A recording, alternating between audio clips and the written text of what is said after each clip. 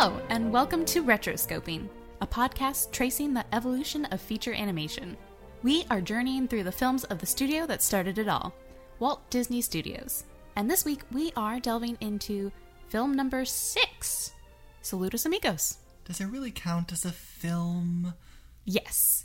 The Disney list counts it as a film, so we too must count it as a film. It's only 41 minutes. Oh, that Disney list is a harsh master. Yeah, I mean, I don't know if we've mentioned this before, but basically when we decided to start this podcast and I asked Nathan, what list are we going to go from? You had said to me that, oh, we forgot to introduce ourselves. Hi, I'm your host, Alexa. And I'm your other host, Nathan. Back to my story. When we started this podcast, Nathan said to me that when he saw Tangled, he remembered it being listed as their 50th feature film. So whatever list put Tangled at 50 is the list we were going to go from. And by golly, those lists include all of these fun package musical live action / animation features like Saludos Amigos, Fun and Fancy Free, Melody Time, and all of the things you've never heard of. As someone who grew up reading comics, I am familiar with this particular sort of math, which is when you want something to be an anniversary issue with a big round number, you sometimes fudge your numbers a little bit and include that one mini-series that wasn't part of the regular title, but if you add it, then you get to 50 or 100 or 700. There are a lot of comics. There are a lot of, especially when they keep going back to one. Mm-hmm. There are so many comics when you just keep rebooting it. People think that, movies have a problem with rebooting, and really, comics has the problem. Brief detour that will absolutely not make it into the final edit. Oh, you just wait. This is Saludos Amigos, so it might make the cut. One of Marvel's most annoying strategies is that they like to have both the number 1 comic every few months and the big anniversary issues every few months. So they will reset their comic numbering to number 1 every time they get a new writer or artist. And then, when they want to have a big anniversary issue, they will reset the numbering to what it was before. So you can go from number 12 to number 700. Hey, Nathan, why are we qualified to do this podcast? Well, I kind of feel like having watched Saludos Amigos definitely qualifies you to do a Disney history podcast. That's how we earn our badges. Mm-hmm. We are now officially allowed to do this podcast. Because we found Saludos Amigos, and we watched it. We did. It took some effort. Oh, it did. May I highly recommend your local library if you are also unable to find and get your hands on a copy of Saludos Amigos and the Three Caballeros. They exist on one DVD together if you're super lucky. But yeah, go ahead and pay a visit to your local library. They're real fun, they're real nice, and they give you things for free for a limited time. Mm-hmm. So, more than most of the films we cover, we probably have a lot of listeners that have literally no idea what we're talking about. What is Saludos Amigos? It is Spanish for greetings, friends. That much I know. It came out in 1943, and it is a live-action animated package film showcasing Latin America. It's basically a collection of 4 shorts interspersed with documentary footage of a trip that members of Walt Disney Studios took to South America to learn about the culture and fight the Nazis, right? Something like that. Essentially, back in 1941, the United States hadn't entered World War II yet. We were still a neutral country, but the State Department was getting a little antsy, noticing that some of the Latin American countries might possibly be getting a little friendly, warm, fuzzy feelings towards Nazi Germany, and they wanted to put a stop to that as quickly as possible and mounted a Good Neighbor campaign? A Good Neighbor campaign.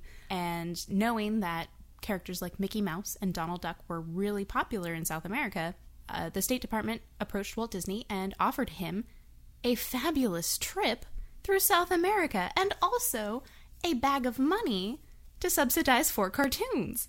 And keep in mind, given the last couple podcasts, Disney had really been struggling to make his money back on his films, so he's kind of in the red, and along comes the government who says, hey, we'll give you a bag of money and a vacation. if you'll just go make some friends in South America. So Disney gets really excited and takes a bunch of his buddies down there. And that is why we have Saludos Amigos today. I mean, it is actually quite interesting, perhaps more interesting than anything in the film itself, to think about this idea that Donald and Goofy were serving as cultural ambassadors to South America as a way of combating the influence of Nazi Germany. That is not something I'd ever thought of those characters as doing or having done. Yeah, it's really exciting. So yeah, Disney got to take a 9-week journey through Latin America in August of 1941. And with him were his wife, Lillian Disney, Ted Sears, Norm Ferguson, Frank Thomas, Hazel Cottrell, and Bill Cottrell. Now, Hazel Cottrell was born Hazel Bounds, and she is the sister to Lillian Disney. And Hazel was also the first head of the ink and paint department. She was the first woman to serve as the head of a major division in the animation industry, which is super cool. And also she married Bill Cottrell, who started working for the Walt Disney Studios as a cameraman in 1929 and eventually became the first president of what is known today as Walt Disney Imagineering. That's what you call a power couple. No kidding. I'm actually surprised. I feel like this list doesn't include a lot of the classic animator names that I'm familiar with from that period. I don't know that this is an extensive list. This is the list that I found upon the internet. I mean, from the footage in the film, it seemed like it was a pretty small group. Planes were small back then? Question mark? I know nothing about 1940s aviation. I mean, given Pedro, I assume all planes were very tiny. We'll get to Pedro. We'll get to Pedro. Yeah, I think it's interesting the way that this film kind of serves two purposes, right? It was created in a way as a goodwill piece of work for South America, and it premiered there in South America. Was it released there first or here first? Yeah. Okay, so I somewhat misspoke earlier calling it a 1943 film. It did premiere in Rio de Janeiro on August 24th, 1942. It was released in the United States February 6th, 1943. And so if you look it up on the internet, you are going to find it listed under both years. Yeah, so it was sort of an American film made for South America, in a sense, but then when it was released here, it almost serves a reverse purpose as a kind of ambassadorship from South America. It very much feels like an educational travelogue film, and I think, at the time, the kind of imagery that it presents, particularly in some of the live-action bits of a very modern, cosmopolitan, urban South America, particularly in Brazil, I think that was something of a surprise to the American audience that viewed it. I'm not sure there was a lot of real familiarity and expertise with the current state of South America, and this is a tiny little window into that. Yeah. I haven't watched a lot of the Disney documentary films about the lions and the penguins. I did watch March of the Penguins, but that's still like 10 years ago. But it feels a little bit like that in getting to go to a fantastic place with a narrator explaining to us what things look like in this new fantastic world we will probably never see in person. And granted, it probably is about as accurate as March of the Penguins is about the lives of penguins. I'm sure it's about as accurate as the lemmings. Yeah. Apparently, listeners, Disney basically invented the whole image of lemmings walking off a cliff wholesale, and not actually true about lemmings. No, it's not true. Not true at all. Tell every lemming you know. You don't have to walk off a cliff just because Disney says. But yeah, I obviously at quite some remove from 1940s South America. As someone who's never visited South America, I have no idea about the accuracy of this representation, but it is at least a well-meaning and pleasant and upbeat representation. It is. It's very colorful. You know who's not on my list? Mary Blair. She was definitely on. Oh yeah, I saw her on name that in the plane. credits. On that plane. Wow. Yeah, I'm sure there's more people on this plane. I will find them. So, did you ever watch this growing up? No, never. Didn't even know it existed. I was always terribly confused at Disneyland when occasionally they would make remarks or have, images of Donald Duck dancing with two other birds. Couldn't figure out where they were from. Yeah. I don't think I ever saw this growing up. It would have been in that very fuzzy first few years of my life. I do remember the Three Caballeros, the Donald and two funny birds dancing together, but pretty sure that was from a Sing Along VHS we had back in the day. So the Sing Along VHS is so good. So good. I love the little owl at the beginning. He's great. We should do a spin-off series where we just watch the sing-alongs. So, yeah, I think this was entirely new to me as well. What did you think? It was short. It is very short. It's what, 41 minutes? 42? Yeah, 42 minutes. The shortest of all of the Disney features. Is it? I feel like the newest Winnie the Pooh movie that's mostly about Eeyore comes really close. That at least is closer to an hour. Is it? Okay. Yeah. I mean, take 10 minutes off and it's not a feature film anymore. It's just a short. I've seen Oscar-nominated shorts that are about as long as this. I mean, yeah, I don't know that this was really the most inspired of all of the Disney shorts. I think we both enjoyed the final piece the most because it was much more imaginative and crazy and off the wall, and really just let go. Yeah, the last short, the Brazilian short about the samba, which introduces one of the Three Caballeros. The Aquarela do Brasil. Yeah, is, I think, the one that feels most in keeping with some of the other work that we've seen in the Disney features so far. There are moments of it that evoke a kind of Fantasia-like attention to visuals and color and rhythm, the way that it'll paint a picture and then the picture will unfold into something else. There's even some entertaining back and forth between Donald Duck and the animator, which can't help but evoke Duck Amuck, the famous Daffy Duck short where Daffy gets into a fight with the animator. Except this is about a decade before Duck Amuck, so Disney got there first. Bravo, Disney, bravo.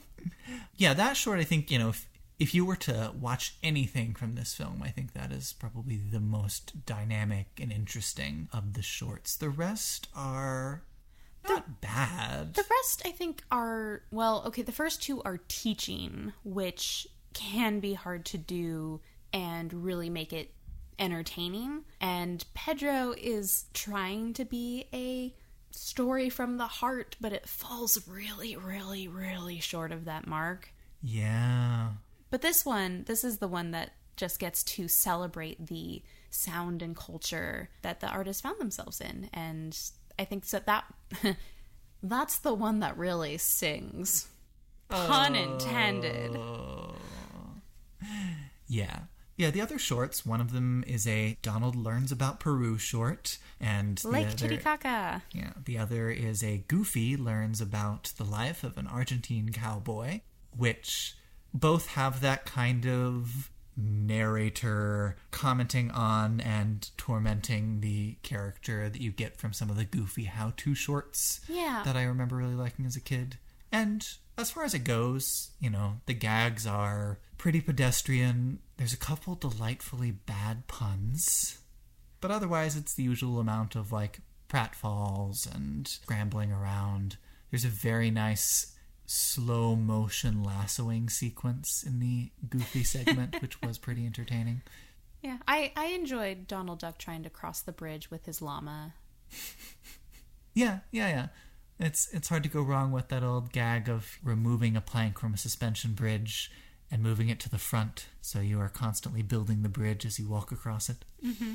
I just really, really enjoy the idea of cartoon logic as if you do something fast enough, you won't fall. And, those moments where, Donald actually falls off the bridge at one point, but comes shooting back from the bottom of the screen out of fear. Fear propels you. It is a propulsion system. Mm-hmm. I really like moments like that in animation. So while the whole cartoon isn't one of my favorites or terribly memorable, there are some small moments in there that are quite nice. Mm-hmm. Yeah.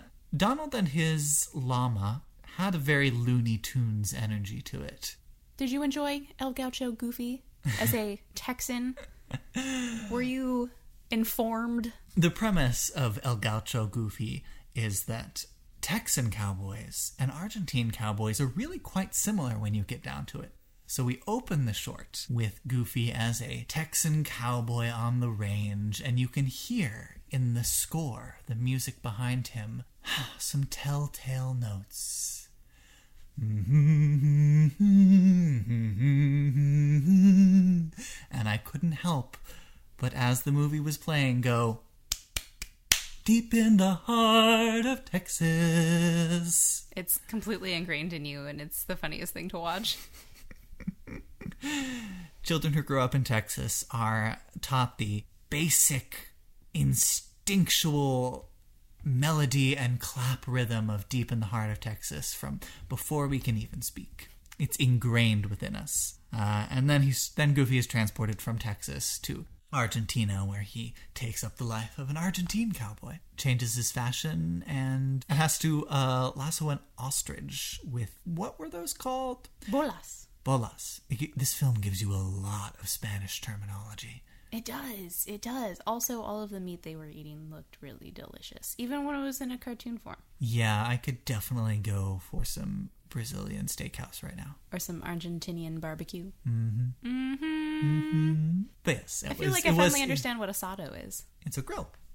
Well, yes, but like, I always see it on the taco menu, and I'm just like, oh, it is a kind of taco. But now I have a better picture of that's where my asado comes from. But yes, it was nice to see my great home state represented in a Disney film, ever so briefly. Hooray! And then, of course, there is the other short. Pedro, who is an anthropomorphic plane, a lot like the anthropomorphic cars of Cars, or the anthropomorphic planes of planes. He's like their great-great-great-grandfather. Yeah. He grew up and eventually fathered a CG plane. That's weird. But yeah, it's a pretty underwhelming short about a baby plane who has to go travel across a mountain range and pick up and deliver some mail because his dad has a cold and his mom has high blood pressure. Oil pressure. Right, yes. Which, it's a pretty lame excuse for sending your tiny tot of a son on a life-threatening journey. I mean, these are anthropomorphic planes. I think we left logic far, far behind us. But yes, I think my favorite part of the entire short was just the mountain that they designed. It is an imposing mountain they've designed. He's got a fantastic design. He doesn't move. He does nothing. And yet, he is the stoic villain of the entire piece. Yes. It's a really, really threatening face he's got there. And some, it seems to be unrelated thunder and lightning, but they're all very convinced that the mountain is doing it, so, I remember during that short thinking, we're really in an era where Disney is a little tight on the budget and not quite paying as much attention as it normally does, because he picks up a bag of mail, which then subsequently is or is not on his wing in the shot, depending on whether the animators remembered to put it in. Well, also, during this short particularly, I just noticed that the sound design was really bad. Sounds just cut off suddenly. They kind of came out of nowhere. There's also an entire shot when his mom gets one line. And the shot on screen is from behind her, looking at Pedro, over her plane shoulder, looking at Pedro, so you don't have to animate her mouth. And also, I don't think she was voiced by a lady. It was just wow, we really cut some corners on this one, didn't we, guys? And I don't normally notice sound. Sound isn't my thing. So the fact that I picked up on all of this is oh. Yeah. It made me think about the fact that when Disney is at its best, right, I absolutely trust and understand that every detail will be perfectly in place. I remember watching Bolt, a much, much later film in this sequence, and the cat in that film doesn't flex her claws like cats do periodically. The claws come in and out.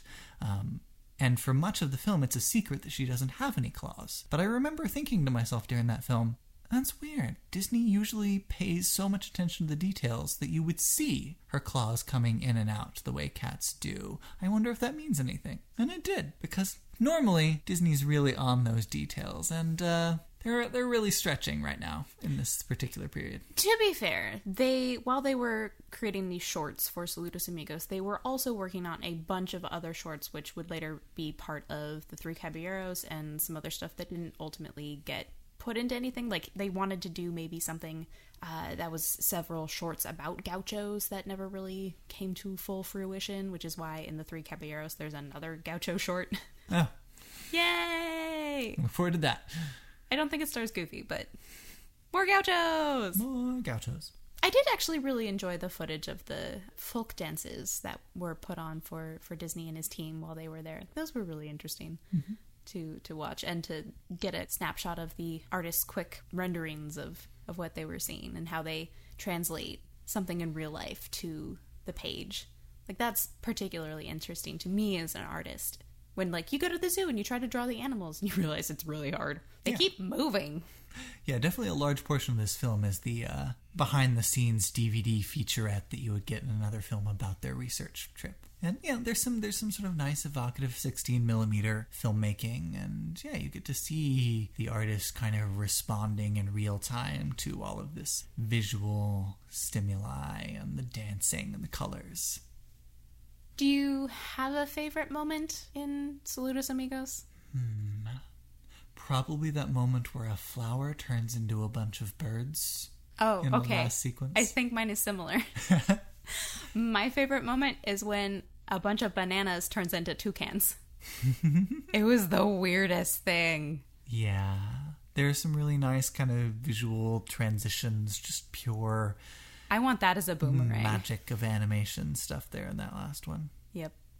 Also, when we were watching that, you know, as we're both artists ourselves who have spent many hours in Photoshop, just the fact that there's this brush on screen that just dabs and there's bushes, and it dabs and there's an entire stream of animated water. It's just like, oh, it's so beautiful. That's all I really want. I'm telling you, you know, Photoshop edition 132 will have that artificial intelligence feature, the make things beautiful brush. Just add some plints. It was so beautiful. Well, if you would like to learn more about the South American trip that the Disney animators took, if the little excerpts from their trip contained in Saludos Amigos are not enough for you, I understand there's more? Why, yes, Nathan, there is. So, back in 2009, there was a documentary called Walt and El Grupo. I happened to watch this, I think, in 2008 before it came out when I was still in college, or else I went back for it. But I definitely watched it at USC. It was directed by Theodore Thomas, who is the son of Frank Thomas. So Ted Thomas connected with the Disney Studio Corporation and the families of the other animators, so he got access to a ton of materials for the documentary. Letters home and sketchbooks and photos and things that they had drawn, sketching the live parrot, and he got to put it all together and turn it into a documentary film that walks you through. It sets the stage for the historical moment and goes through the different people who were on the trip. And I think I highly recommend watching it because I think I enjoyed the documentary more than I enjoyed Saludos Amigos. As someone who just enjoys history and understanding the context for things and getting a deeper dive was really exciting, especially like there's so many portions in that movie, Walt and El Grupo, about Mary Blair and a lot of the inspirations that struck her on that trip that eventually got turned into It's a Small World. And it's really, really interesting to see some of the concept art that she was creating and the exact places that they went on that trip. And the documentarians actually followed in Disney's footsteps. And so they've got some really great shots where they match up to some of the old footage and transform into modern day. Yeah, definitely worth a watch. Interesting.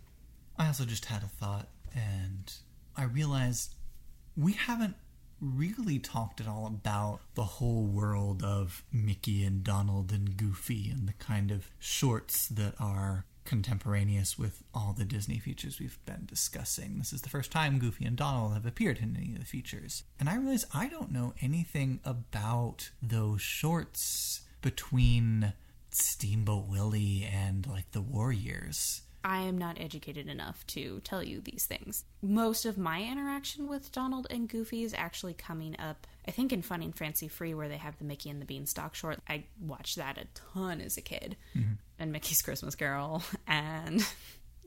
Yeah, and I've seen, Donald in Mathland. I've seen some of the World War II propaganda stuff. I've seen the Goofy how-to stuff. But yeah, nothing from before this film. I don't remember why it was on television in the early 90s when I was growing up, but they would just play, I don't know, a collection of Disney shorts as half-hour television. Because I remember the title card would come up with whoever's the center character's face on it. It'd either be Mickey, it'd be Donald, or it'd be Goofy or Pluto to let you know who was the star. And I have no idea why it was on TV or like what that half hour of television was called. This is way before House of Mouse, which is, I think, what, I don't know, my brother's generation kind of grew up with as a small sampling of the original cartoons. But yeah, I realized I probably did get to watch a lot of those older Disney cartoons just because they were being put on daytime television. Mm-hmm. So, did you notice our friend, Fred Shields, was back? Ah, Fred. I love Fred. Fred Shields. Fred Shields. That Fred Such Shields. a crack up. I love it when he can come over for a visit. Who's he? He was, in Bambi, the voice of the Prince of the Forest. Oh, the right. great Prince of the Forest with his great beard. Oh, yes. I think I threw some shade on Fred on our last Dear episode. beard. Dear beard.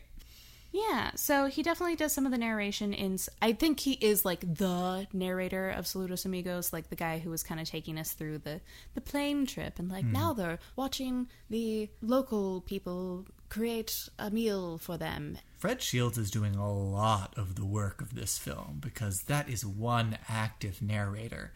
He is, emoting for the characters. He's responding to the characters. He's describing everything. He's, got his own personality. He is just constantly talking.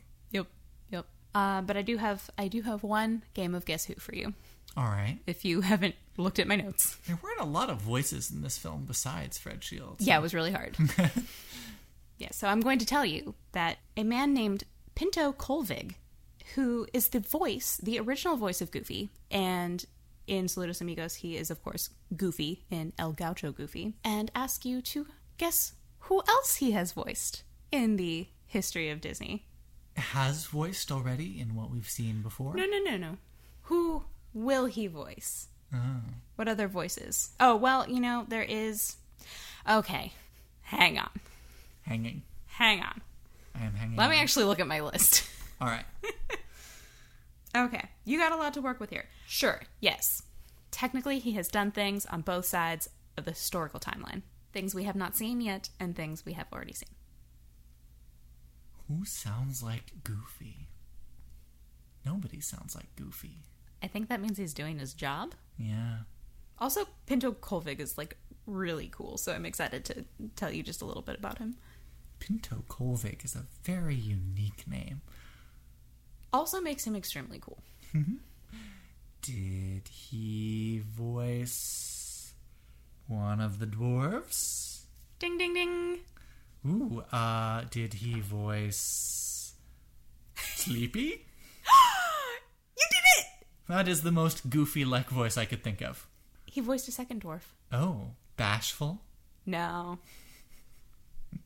Do you have any other guesses? Look, I've gotten one. I think that is a real achievement for me. I'm actually very bad with voice actors, so I'm going to take my win and leave it there. Tell me who else. You don't want to double or nothing? No, I'd be really bad at Jeopardy. I would always be like, no, I have $100. I'm good. Like, why would I risk that? I have $100 more than I had earlier. Yeah. Mm-hmm. Okay, so in Snow White and the Seven Dwarfs, Pinto Colvig was both grumpy and sleepy. Oh. So our very backwoods Grumpy was also the voice of Goofy. There you go. Think about that. He was the second person to voice Oswald the Rabbit. Okay. I have yet to hear Oswald the Rabbit's voice. Yeah, no idea what Oswald the Rabbit Wouldn't sounds have gotten that one. He is the original voice of Goofy and Pluto. Does Pluto speak? I mean, someone has to do the woofs and there's a lot of I don't know. Scoopy makes a lot of noises, so all those. Yes. Also, I think Pluto screams a lot. Not a lot, but like... There's a lot of Pluto yelps. Yeah, things like that. Someone has to do them. Heck, if someone can be the birds in Cinderella, someone's got to be Pluto. That's all I gotta say. You mean D. Bradley Baker didn't travel back in time and voice all the animals ever? I think that is a fantastic plan that we should pitch to him for his career. All right, we'll get on it. Pinto Colvig, rather. Pinto Colvig is also the grasshopper in the Grasshopper and the Ants short, and the practical pig in Who's Afraid of the Big Bad Wolf. My favorite pig. The best pig. Yeah, the other two pigs kind of suck. And my personal favorite, he is the flamingo in Alice in Wonderland. What's really cool about him, though, is that he worked on some of the stories and actually co-wrote songs like Who's Afraid of the Big Bad Wolf. And so he actually was much more involved than just as a voice actor. And he did leave Disney between 1937 and 1940 after having a fallout with Walt. And so for a while, Disney was just reusing his old voice tracks for Goofy and Pluto. It's fine. They figured things out. But actually, he did... I don't think anyone replaced him for Goofy in that period, and so he is actually the voice for Goofy up until 1965 when he passed, which is impressive. That's a good run. So yeah. All right. Well, I won Guess Who. I feel like I should get a prize. We'll get you some Gaucho getup. We'll get you. That's not a prize. That's a punishment. We'll get you some carne asada. Okay, I'll take tacos. That. Yeah. We'll get you tacos. Yeah, whatever tacos you want. Yeah. All right. And I think that's pretty much a wrap on Saludos Amigos. If that's all, I have no further thoughts to offer. No thoughts whatsoever. My brain is empty. Well, Saludos Amigos, friends. Thanks for listening, and if you enjoyed our podcast, if you could please leave us a review on Apple Podcasts or your preferred podcast player, that'd be really cool of you. And you can also write us at retroscoping@gmail.com if you, in fact, have seen Saludos Amigos and love it dearly and would like to tell us so that we can love it too. You can find us on Facebook, Twitter, Instagram as Retroscoping. And next time, we'll be talking about the Three Caballeros. So hit up your local library and see if you can get a copy. You know, we always talk about The Rescuers Down Under as the first feature animated sequel in Disney's catalog. You always talk about that. I do. But a case could be made that Three Caballeros really is the first sequel. I was fully expecting a post-credit sting at the end of this film where they introduced that there is a third caballero. Okay, but I assumed that in Saludos Amigos, they introduced both Joe Carioca and the other one. You know, the red one. The red one. I don't know his name, I'm sorry. They didn't introduce him into this film, so I haven't learned it yet. And I was stunned. That's it. Disney expert card revoked. I was shocked, I tell you. Shocked. That they did not introduce both wonderful, fabulous birds of a feather. Next time. The trio will be complete. All right. Well. Until next time. Adios, amigos. And go live happily ever after.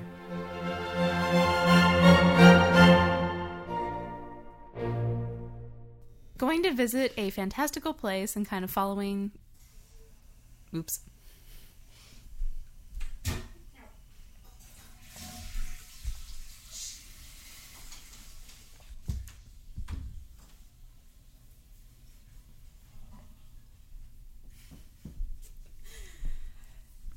That's not our review of the movie.